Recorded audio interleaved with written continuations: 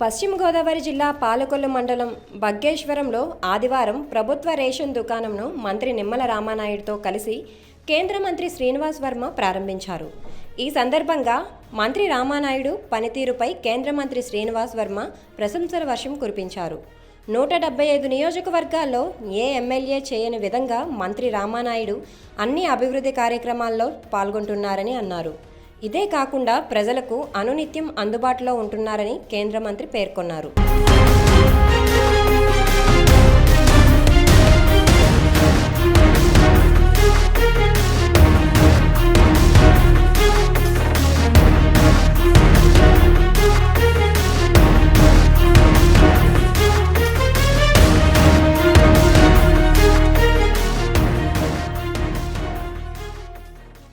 బగ్గేశ్వరం గ్రామానికి సంబంధించి రామానాయుడు గారు చాలా విషయాలు చెప్పారు.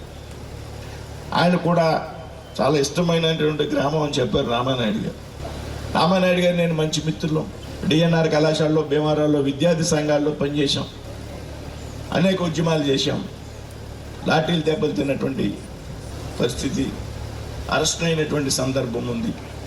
విద్యార్థుల కోసం, విద్యార్థుల హక్కుల కోసం ఇవాళ ప్రజా జీవితంలో ఉన్నాం. ప్రజల కోసం నిరంతరం పనిచేయడమే మా ధ్యేయం అనేటువంటి విషయంలో ఏమాత్రం కూడా అనుమానం లేదు. ఇవాళ రాష్ట్రంలో ఉన్నటువంటి 175 నియోజకవర్గాల్లో ప్రజలతో కలిసి మమేకమై రాత్రి పగళ్ళు పనిచేసేటువంటి శాసనసభ్యుడు ఎవరన్నా ఉన్నారంటే మొదటి వరుసలో రామానాయుడు గారు ఉంటారనేటువంటి విషయంలో ఏమాత్రం అనుమానం లేదు. ఇది పొగడ్త కాదు, వాస్తవాన్ని చెప్తున్నాను. 29,796 రేషన్ దుకాణాలు వేళ ప్రారంభం కాబోతూ ఉన్నాయి. గత ప్రభుత్వంలో నిర్వీర్యమైపోయేటువంటి వ్యవస్థ ఏదైతే ఉన్నదో దాన్ని మళ్ళీ పునరుద్ధరించాలి. ప్రజల్లో పెద్ద ఎత్తున సర్వే చేయడం ద్వారా ఈ కార్యక్రమాన్ని తీసుకోవాలని రాష్ట్ర ప్రభుత్వం నిర్ణయం చేయడం జరిగింది. గతంలో ఏదైతే మొబైల్ డిస్పెన్సింగ్ యూనిట్స్ ద్వారా నిర్వీర్యమైపోయింది సరుకుల పంపిణీ వ్యవస్థ, ఏదైతే 29,796 రేషన్ దుకాణాలు రాష్ట్రంలో ఉంటే కేవలం 9,250 వెహికల్స్ ఏర్పాటు చేయడం ద్వారా ఒక్కొక్క వెహికల్ మీద, మొబైల్ యూనిట్ మీద 3 రేషన్ షాపులకు సంబంధించి నిత్యావసర సరుకుల పంపిణీ చేసే విధంగా గతంలో ఉన్నటువంటి ప్రభుత్వం రూపకల్పన చేసింది. అంటే ఒక మొబైల్ వ్యాన్ 3 రేషన్ దుకాణాన్ని కవర్ చేయాల్సినటువంటి పరిస్థితి. ఏదో వేసవికాలం మంచినీటి ఎద్దడు ఉంటే ఏ విధంగా ఉంటుందో ఆడవారంతా కూడా బిందులు పట్టుకొచ్చి క్యూలో నిలబడే విధంగా ఆ విధంగా ఒక చోట మొబైల్ వెహికల్ పెట్టి ఆ సమయానికి వస్తే రేషన్ ఇవ్వడం, సమయానికి లేకపోతే ఇక రేషన్ లేదు, మళ్ళీ అతను వచ్చేటువంటి పరిస్థితి లేదు.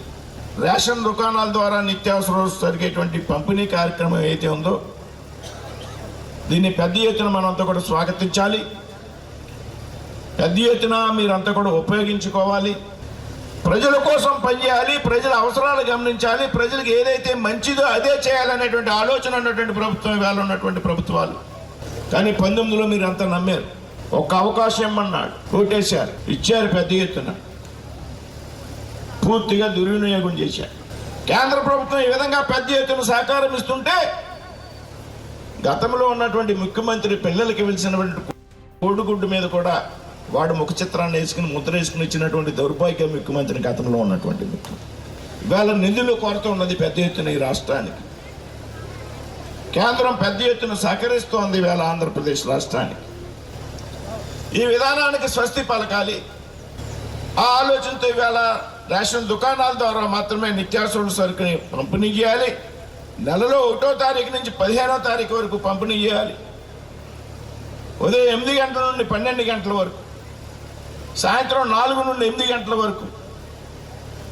ఎవరైనా పనులకు వెళ్ళినా, చిన్న చిన్న ఉద్యోగాలకు వెళ్ళినా ఆఫీసు సమయానికి ముందు, అలా విధంగా రాత్రి 8 గంటల వరకు కూడా అందుబాటులో ఉండే విధంగా 15 రోజుల్లోపు మనకు అందుబాటులో ఉన్నటువంటి రోజుల్లో అందుబాటులో ఉన్నటువంటి సమయంలో రేషన్ తీసుకునే విధంగా ఇవాళ ప్రభుత్వం రూపకల్పన చేసింది.